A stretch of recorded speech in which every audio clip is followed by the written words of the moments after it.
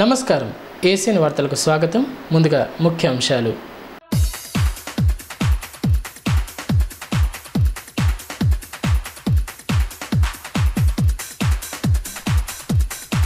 ప్రజలను చైతన్యపరచడంలో అంగన్వాడీల పాత్ర కీలకం. జిల్లా కలెక్టర్ దివ్యా దేవరాజన్ స్పష్టీకరణ. పౌష్టికాహార లోపాన్ని అధిగమించేందుకు కృషి చేయాలని పిలుపు.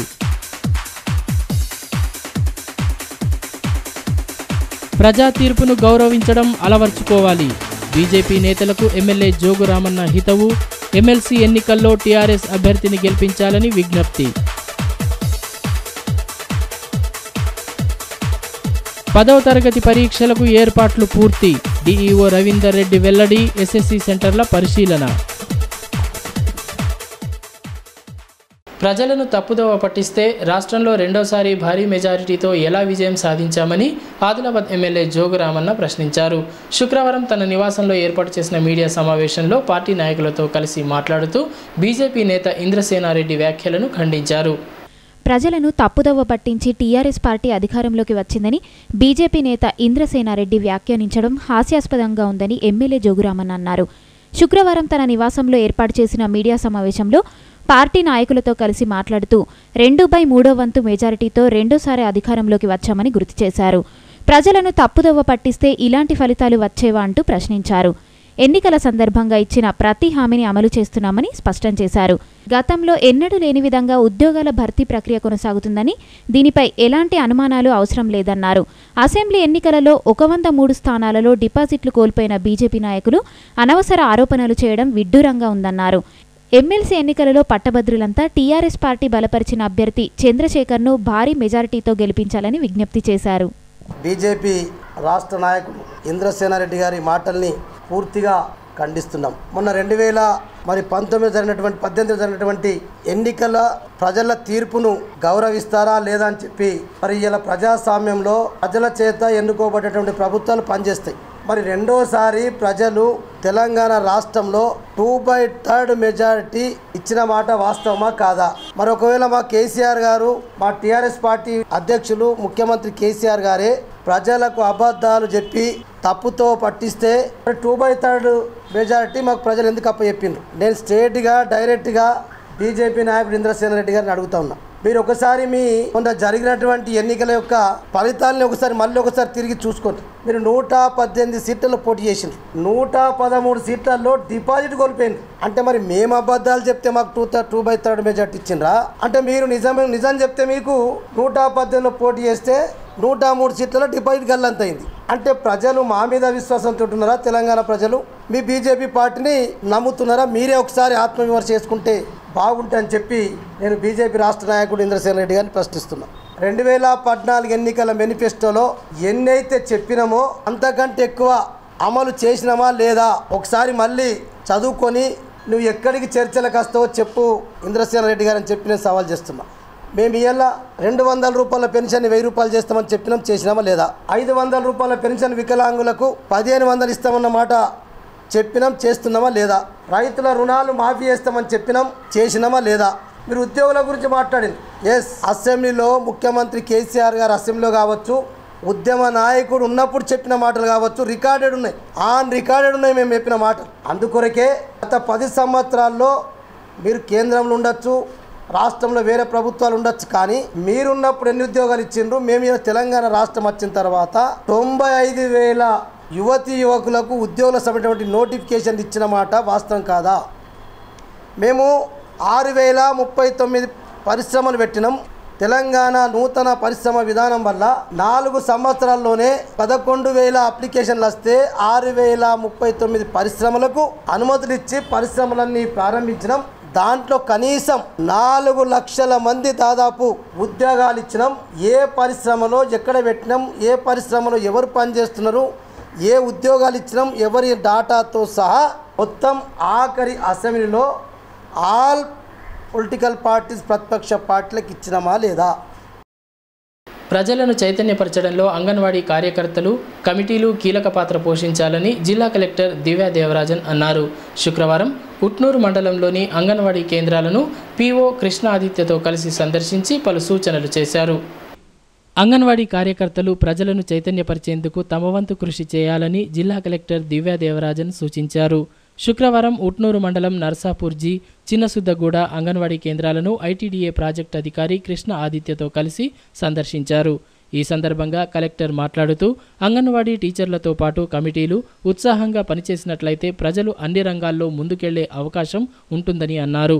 గర్భిణీలు సకాలంలో అంగన్వాడీ కేంద్రాల్లో తమ పేర్లను నమోదు చేసుకొని పౌష్టికాహారాన్ని పొందాలని సూచించారు. ప్రభుత్వం గుత్తేదారుల నుంచి అందిస్తున్న సరుకులు నాణ్యత కలిగి ఉంటేనే తీసుకోవాలని అన్నారు. పుట్టిన ప్రతి బిడ్డకు 3 సంవత్సరాల పాటు పోషకాహారాన్ని అందించడం ద్వారా ఆరోగ్యంగా ఉంటారని అన్నారు. అంగన్వాడీ కేంద్రాల ద్వారా అందించే పథకాలను సద్వినియోగం చేసుకోవాలని సూచించారు. జిల్లాలో శనివారం నుంచి ప్రారంభం కానున్న 10వ తరగతి వార్షిక పరీక్షలకు అన్ని ఏర్పాట్లు పూర్తి చేసినట్లు డీఈఓ రవీందర్ రెడ్డి వెల్లడించారు. శుక్రవారం పలు పరీక్షా కేంద్రాలను పరిశీలించి ఏర్పాట్లను అడిగి తెలుసుకున్నారు. జిల్లాలో 10వ తరగతి పరీక్షలను పకడ్బందీగా నిర్వహించేందుకు అధికారులు పటిష్ట ఏర్పాట్లు చేశారు. ఈ నెల 16 నుండి పరీక్షలు ప్రారంభం కానుండగా విద్యార్థులు ప్రశాంత వాతావరణంలో పరీక్షలు రాసేందుకు అనువైన వాతావరణాన్ని కల్పించారు. జిల్లాలో 61 కేంద్రాల్లో 10,576 మంది విద్యార్థులు పరీక్ష రాయనున్నారు. ఇక పరీక్ష కేంద్రాలలో ఎలాంటి అక్రమాలు చోటు చేసుకోకుండా సీసీ కెమెరాలు ఏర్పాటు చేయడంతో పాటు వేసవి తీవ్రత దృష్ట్యా నీటి వసతితో పాటు మౌలిక వసతులను కల్పించేందుకు చర్యలు చేపట్టారు. సమస్యాత్మక కేంద్రాలను గుర్తించి ఆయా కేంద్రాలపై ప్రత్యేక దృష్టి సారించారు.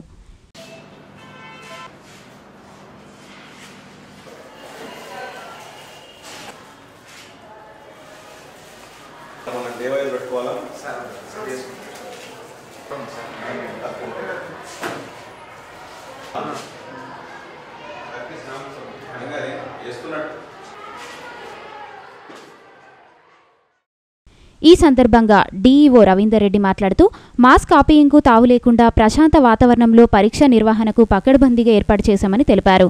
10వ తరగతి పరీక్షలకు సంబంధించి ఎలాంటి సందేహాలున్నా డీఈఓ కార్యాలయానికి ఫోన్ చేయాలని సూచించారు. పరీక్ష కేంద్రాలున్న పాఠశాలల్లో మధ్యాహ్నం 1 గంట నుండి 5 గంటల వరకు తరగతులు నిర్వహించనున్నట్లు తెలిపారు. గత ఏడాది ఫలితాలలో 31వ స్థానంలో నిలిచిన జిల్లా ఈసారి టాప్ 10లో ఉంటుందని ఆశాభావం వ్యక్తం చేశారు. మార్చిలో జరిగే ఎస్ఎస్సి పబ్లిక్ పరీక్షల్లో ఆదిలాబాద్ జిల్లాలో 13,570 మంది విద్యార్థులు పరీక్షకు హాజరవుతున్నారు. అందరూ విద్యార్థులకు అన్ని యాజమాన్యాల్లో చదివే విద్యార్థులందరికీ కూడా సజావుగా హాల్ టికెట్స్ ఇష్యూ చేయడం జరిగింది. అలాగే అన్ని పరీక్షా కేంద్రాల్లో మౌలిక వసతులన్నీ కూడా కల్పించడం జరిగింది. జిల్లా వ్యాప్తంగా 61 పరీక్షా కేంద్రాల్లో విద్యార్థులు పరీక్షలు రాస్తున్నారు. పరీక్షా కేంద్రాల్లో ఎలాంటి ఇబ్బందులు జరగకుండా ఎండాకాలం సమీపిస్తుంది కనుక మినరల్ వాటర్ ప్రొవైడ్ చేయడం జరుగుతుంది. దానికి తోడు హెల్త్ డిపార్ట్మెంట్ నుంచి ఓఆర్ఎస్ ప్యాకెట్స్ కూడా సప్లై చేయడం జరుగుతుంది. అట్లాగే అన్ని పరీక్షా కేంద్రాల వద్ద 144 సెక్షన్ విధించడం జరిగింది. పరీక్షా కేంద్రాలకు దగ్గర ఉన్న అన్ని జిరాక్స్ సెంటర్లను పరీక్షలు నిర్వహించే తేదీలలో పరీక్ష నిర్వహించే టైంలో జిరాక్స్ సెంటర్స్ అన్నీ కూడా మూసివేయవలసిందిగా జిల్లా కలెక్టర్ గారు ఆదేశించారు.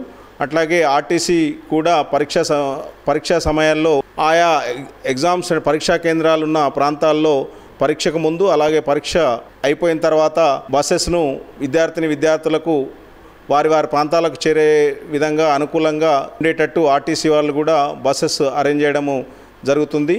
అట్లాగే తల్లిదండ్రులందరూ కూడా విద్యార్థులను ప్రశాంతంగా పరీక్షలు రాయడానికి ప్రోత్సహించాలని, అట్లాగే గత సంవత్సరము జిల్లా 31 స్థానంలో ఉంది రిజల్ట్ పరంగా. ఈ సంవత్సరము అది రిపీట్ కాకుండా ఈ విద్యా సంవత్సరం మొదటి నుంచే సెప్టెంబర్ మాసం నుంచి ప్రత్యేక తరగతులు నిర్వహించడం జరుగుతుంది. అట్లాగే స్టడీ మెటీరియల్ కూడా విద్యార్థులకు సప్లై చేయండి. ఈ ఆదిలాబాద్ జిల్లా ఈ విద్యా సంవత్సరము 10వ ర్యాంకు లోపు ఉత్తీర్ణత శాతం రాష్ట్ర వ్యాప్తంగా ఉండడానికి ప్రత్యేక చర్యలు చేపట్టడం జరిగింది. పరీక్షలన్నీ కూడా ఎలాంటి మాస్ కాపింగ్ జరగకుండా అన్ని పరీక్షా కేంద్రాల్లో సీసీ కెమెరాలు అమర్చడం జరిగింది. 14 సమస్యాత్మక కేంద్రాలను ఐడెంటిఫై జరిగింది. ఈ 14 సమస్యాత్మక పరీక్షా కేంద్రాల్లో సీసీ కెమెరాలు అమర్చడం జరిగింది. అట్లాగే పోలీస్ నిఘా పెంచడం జరిగింది. ఆయా 14 పరీక్షా కేంద్రాల్లో సిట్టింగ్ స్క్వాడ్లను కూడా ఏర్పాటు చేయడం జరిగింది. రాష్ట్ర పరిశీలకులు కూడా ఈ ఆదిలాబాద్ జిల్లా పరీక్షలను అమలు విధానాన్ని పరిశీలించడానికి కూడా రాష్ట్ర పరిశీలకులు ఒకరు జిల్లాకు వచ్చున్నారు. జిల్లా కలెక్టర్ కార్యాలయ ఆవరణలో ఏర్పాటు చేసిన ఓటరు సహాయ కేంద్రాన్ని శుక్రవారం జాయింట్ కలెక్టర్ సంధ్యారాణి ప్రారంభించారు. ఓటర్లు సహాయక కేంద్రంలో తమ వివరాలను తెలుసుకోవచ్చని ఈ సందర్భంగా జేసీ వివరించారు. ఓటరు సహాయ కేంద్రాన్ని సద్వినియోగం చేసుకోవాలని జిల్లా జాయింట్ కలెక్టర్ సంధ్యారాణి సూచించారు. పార్లమెంట్ ఎన్నికల నేపథ్యంలో శుక్రవారం కలెక్టరేట్ ఆవరణలో ఈవీఎం వీవీప్యాట్లపై ఓటర్ అవగాహన కేంద్రాన్ని జేసీ ప్రారంభించారు. ముందుగా వీవీప్యాట్ ఈవీఎంలపై ఓటర్లకు ఎలా అవగాహన కల్పిస్తున్నారో అడిగి తెలుసుకున్నారు. ఈ సందర్భంగా జేసీ మాట్లాడుతూ జిల్లాలో ఉన్న ఓటర్లు తమ ఇంటి number, voter ID card number, పేరు కేంద్రంలో చెబితే సిబ్బంది వారి పూర్తి వివరాలను తెలియజేస్తారన్నారు. జిల్లా కలెక్టర్ ఆదేశాల మేరకు ఓటర్ అవగాహన కేంద్రాన్ని ఏర్పాటు చేశామన్నారు. ఇందులో ఓటు హక్కు నమోదైందా లేదా, వీవీప్యాట్ ఈవీఎంల ద్వారా ఓటు ఎలా వేయాలనే అంశంపై అవగాహన కల్పిస్తారని తెలిపారు. వివిధ పనుల నిమిత్తం కార్యాలయానికి వచ్చే ప్రజలు దీనిని సద్వినియోగం చేసుకోవాలన్నారు. జిల్లా కలెక్టర్ గారి కార్యాలయ ఆవరణలో ఓటరు సహాయక కేంద్రం ప్రారంభించడం జరిగింది.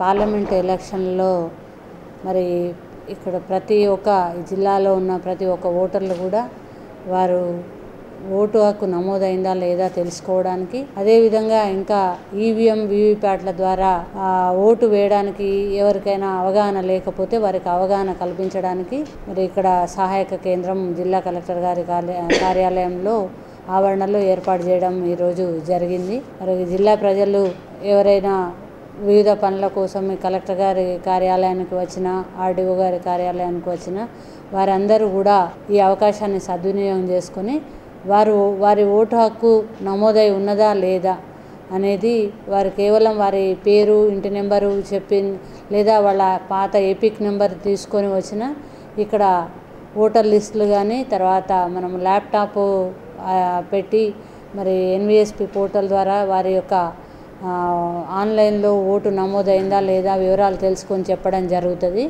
అదేవిధంగా ఈవీఎం వీవీప్యాట్ల ద్వారా ఎలా ఓటు వేయవచ్చు అనేది కూడా అవగాహన అనేది కల్పించబడుతుంది.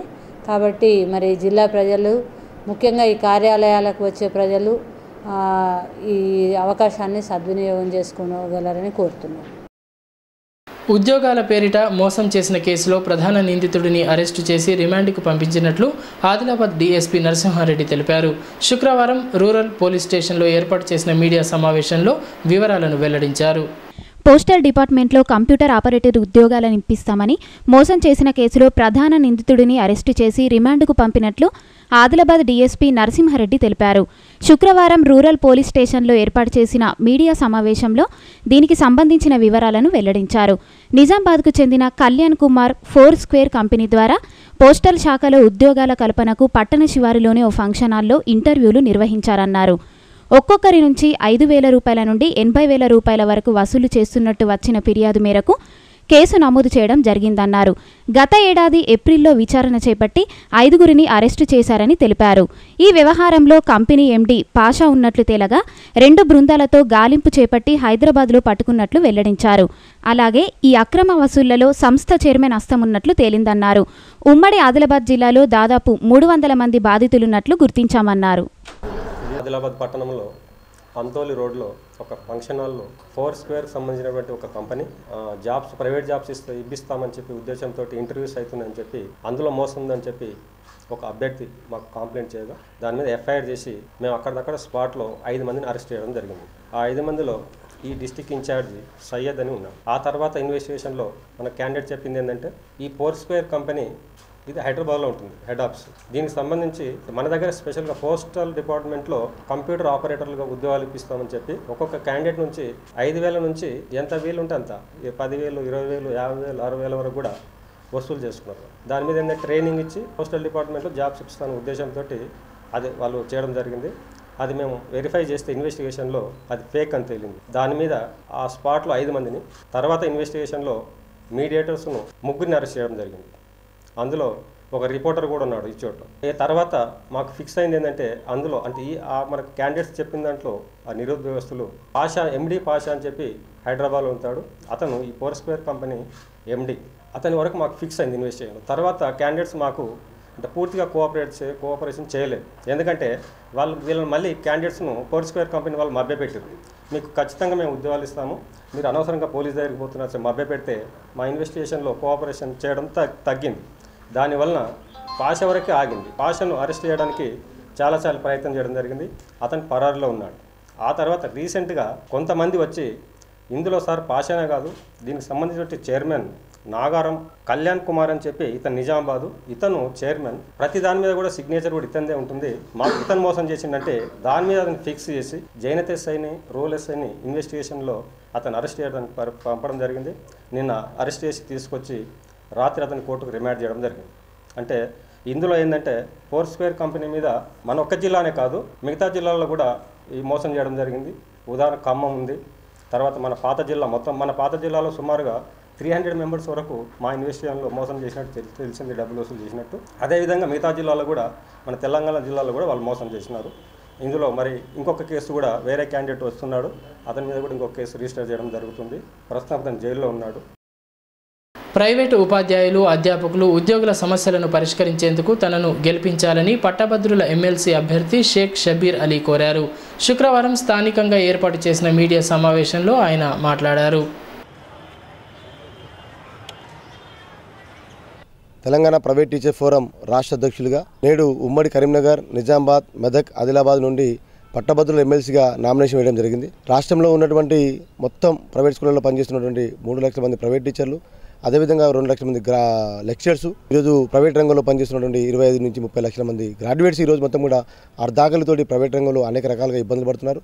ఒకటి కేవలం ఈరోజు 10 నెలల జీతాలు తీసుకుంటూ ఈఎస్ఐ లేకుండా, ఈపీఎఫ్ లేకుండా, ఈరోజు ఆరోగ్య బీమా కానీ ప్రమాద బీమా కానీ ఏమీ లేకుండా ఈరోజు యాజమాన్యాల దగ్గర శ్రమదోపిడికి గురవుతున్నారు. కాబట్టి వాళ్ళందరి పక్షాన అందరి గొంతుగా నేనే ఈరోజు ప్రైవేట్ టీచర్ అందరికీ కూడా ప్రైవేట్ రంగంలో పనిచేస్తున్న అందరి గ్రాడ్యుయేట్స్కి న్యాయం జరగాలి, ప్రభుత్వం నుంచి సంక్షేమ పథకాల అందుబాటు రావాలి, సమాన పనికి సమాన వేతనం రావాలి, ప్రభుత్వ సెలవులు అమలు చేయాలి, ప్రైవేట్ రంగంలో కూడా minimum salaries, minimum wages implement చేయాలి. సో మమ్మల్ని ఆత్మగౌరవంతో పనిచేసే వాతావరణం ఈరోజు ప్రైవేట్ సంస్థలలో కల్పించాలనే ఒక లక్ష్యంతో ఈరోజు అందరి వచ్చి ప్రచారం నిర్వహిస్తున్నా. దాంట్లో భాగానే ఆదిలాబాద్ పట్టణంలో అదేవిధంగా వివిధ మండలాలు తిరిగి విస్తృతంగా పర్యటన చేసినప్పుడు ప్రైవేట్ రంగంలో పనిచేస్తున్న నుంచి అందరి నుండి కూడా టీచర్లు, ముఖ్యంగా టీచర్లు, లెక్చరర్స్, గెస్ట్ టీచర్స్, విద్యా వాలంటీర్లు, అదేవిధంగా సిఆర్పిఎస్, అదేవిధంగా ఐకేపీ ఉద్యోగులు అందరూ కూడా సంపూర్ణంగా మద్దతు తెలుస్తున్నారు.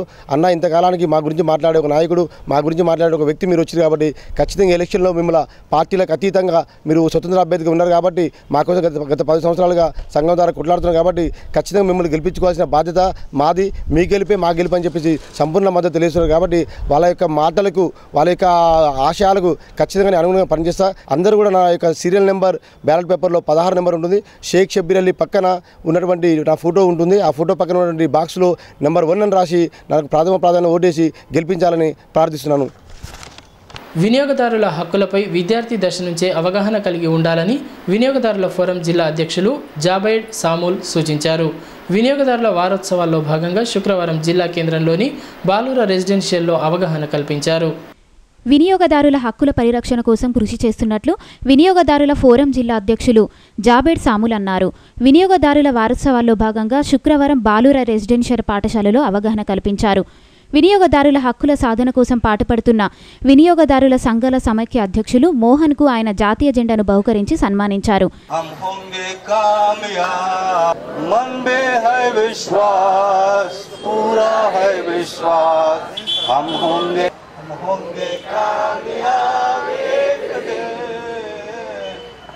ఈ సందర్భంగా ఆయన మాట్లాడుతూ కొనుగోలు చేసిన ప్రతి వస్తువుకు సంబంధించి రసీదులు పొందాలన్నారు. తీసుకున్న వస్తువుల్లో ఎలాంటి మోసం జరిగినా కేసు వేసేందుకు వీలుంటుందన్నారు. అగ్గిపెట్టె నుంచి కారు వరకు ఏ వస్తువు కొనుగోలు చేసినా దానికి సంబంధించి రసీదులు తప్పనిసరిగా తీసుకోవాలన్నారు. ఈరోజు మీకు చెప్పవలసింది ఏంటంటే మీ సమస్యలు ఏదున్నా కూడా మా దగ్గరికి వచ్చేస్తే మేము వాటిని పరిగణించి తీర్పులు చెప్తాము. అగ్గిపెట్టె కొన్నవాడి దగ్గర నుంచి కారు కొనేవాడి దాకా వినియోగదారులే.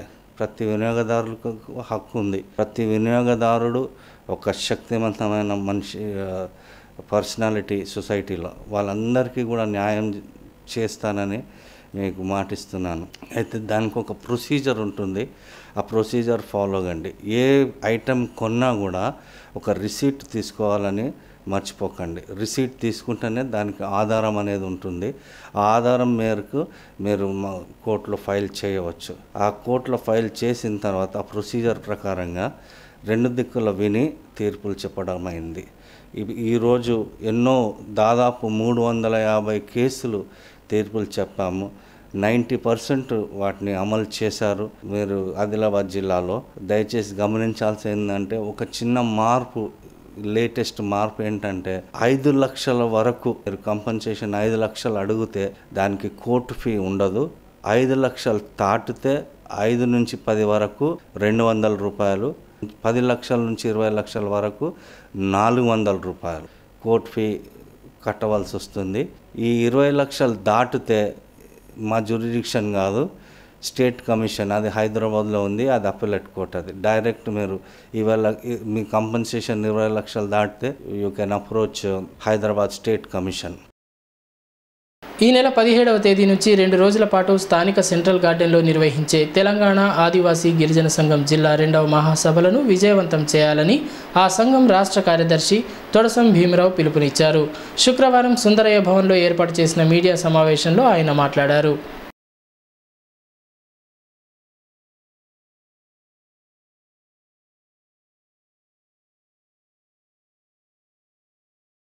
తెలంగాణ ఆదివాసీ గిరిజన సంఘం 2వ మహాసభలు ఈ నెల 17, 18 తేదీల్లో టీఎన్జిఓస్ భవన్ ఆదిలాబాద్ పట్టణంలో జరుపుతున్నాం. మన ఈ సంఘం మొదటి మహాసభ 2015 అక్టోబర్ 23, 24 తేదీల్లో నిర్మల్ పట్టణంలో జరిపాము.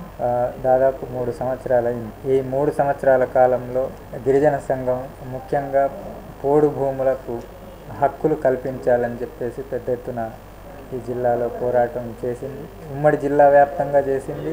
ఇక్కడ ఈ మిగిలిపోయిన ఆదిలాబాద్ ప్రాంతంలో కూడా ఊట్నూరు, ఇంద్రవెల్లి, ఇచ్చోడ, సిరికొండ ఈ ప్రాంతాల్లో చేసింది. బేలాలో పెద్ద ఎత్తున పోడు భూములకు హక్కులు కల్పించాలని, అట్లాగే గిరిజన ప్రాంతాల్లో పెద్ద ఎత్తున నీటి ఎద్దడి వస్తూ ఉంటుంది. నీటి ఎద్దడి తీర్చాలనే దానిపైన కూడా 3 సంవత్సరాల్లో పోరాటం చేసింది.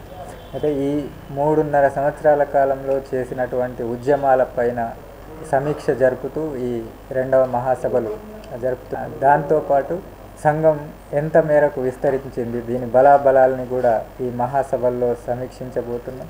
3 సంవత్సరాల కాలంలో ప్రభుత్వ వైఫల్యాలపైన కూడా చర్చించబోతున్నాం. ప్రభుత్వం పెద్ద ఎత్తున గిరిజనులపైన ఈ 3 సంవత్సరాల కాలంలో దాడి జరిపింది. ఈ దాడి ఫలితంగా గిరిజనులకు టీఆర్ఎస్ ప్రభుత్వం పైన తీవ్రమైన వ్యతిరేకత వచ్చింది.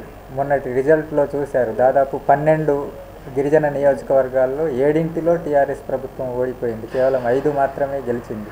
మళ్ళీ అటవీ భూముల్ని సేకరించాలని చెప్పేసి 4,50,000 ఎకరాలని సేకరించే పేరుతోటి ఇప్పుడు రెవెన్యూ, పోలీసు డిపార్ట్మెంట్లని, ఎక్సైజ్ డిపార్ట్మెంట్ని వీళ్ళందరినీ కలిపి ఇప్పుడు మళ్ళీ నిర్బంధం ప్రయోగించే ప్రయత్నం చేస్తుంది. 10వ తరగతి పరీక్షా కేంద్రాల ఎదుట కార్పొరేట్ విద్యా సంస్థలకు వ్యతిరేకంగా ప్రచార కార్యక్రమాలను నిర్వహించనున్నట్లు టీవీవీ జిల్లా అధ్యక్షులు రాహుల్ తెలిపారు. శుక్రవారం స్థానికంగా ఏర్పాటు చేసిన కార్యక్రమంలో పోస్టర్లను విడుదల చేశారు. రద్దు చేయాలి సిరిచైతన్య నారాయణ విద్యా సంస్థలను, రద్దు సిరిచైతన్య నారాయణ కాలేజీలో పిల్లలను, రద్దు చేయాలి శ్రీ చైతన్య నారాయణ కాలేజీలను, ఆలోచించండి తల్లిదండ్రులారా. తెలంగాణ విద్యార్థి సంఘాల ఐక్య కార్యాచరణ కమిటీలో భాగంగా సిరిచైతన్య నారాయణ కాలేజీలో విద్యార్థులు చేర్పించొద్దని రాష్ట్ర వ్యాప్తంగా ప్రచారం నిర్వహిస్తూ ఉన్నాం. పరీక్షా కేంద్రంలో రేపటి నుంచి ప్రారంభమయ్యే 10వ తరగతి పరీక్షా కేంద్రంలో 16 తారీఖు నుంచి ఏప్రిల్ 3 తారీఖు వరకు విస్తృత స్థాయిలో ఎగ్జామ్ సెంటర్ల ముంగట తల్లిదండ్రులకు అవగాహన కల్పించడం జరుగుతూ ఉంది. ఏదైతే సిరిచైతన్య నారాయణ కాలేజీలో 2001 నుంచి ప్రారంభమైన వంటి సిరిచైతన్య నారాయణ కాలేజీలు దాదాపు 2,600 మంది విద్యార్థులు ఆత్మహత్యలు చేసుకున్నారు. ఆత్మహత్యలు చేసుకున్న వంటి విద్యార్థుల పని ఇయాల్టి వరకు రాష్ట్రంలో తెలుగు 2 రాష్ట్రాల్లో కూడా ఎక్కడ కూడా కేసు నమోదం కాలేదు. దానిపైన ఎటువంటి చర్యలు తీసుకోవడం లేదు ఇంటర్ బోర్డు. కాబట్టి సిరిచైతన్య నారాయణ కాలేజీలో రద్దు చేయాలని, సిరిచైతన్య నారాయణ కాలేజీలో ఆత్మహత్యలు చేసుకున్న వంటి విద్యార్థులకు కారకులైన వంటి యాజమాన్యాలపైన హత్యానేరం కేసు నమోదం చేయాలని, విద్యార్థులపై మూర్తిపై సిటిజన్తో న్యాయ విచారణ జరిపించాలని డిమాండ్ చేస్తూ రేపటి నుంచి జరిగేపోయేటువంటి ప్రచార క్యాంపెయిన్ విజయవంతం చేయాలని తెలంగాణ విద్యార్థి సంఘాల ఐక్య కార్యాచరణ కమిటీ పిలుపునిస్తూ ఉంది. ఇవి ఈనాటి వార్తలు. ఈ వార్తలు ముగించే ముందు ముఖ్యాంశాలు మరొకసారి.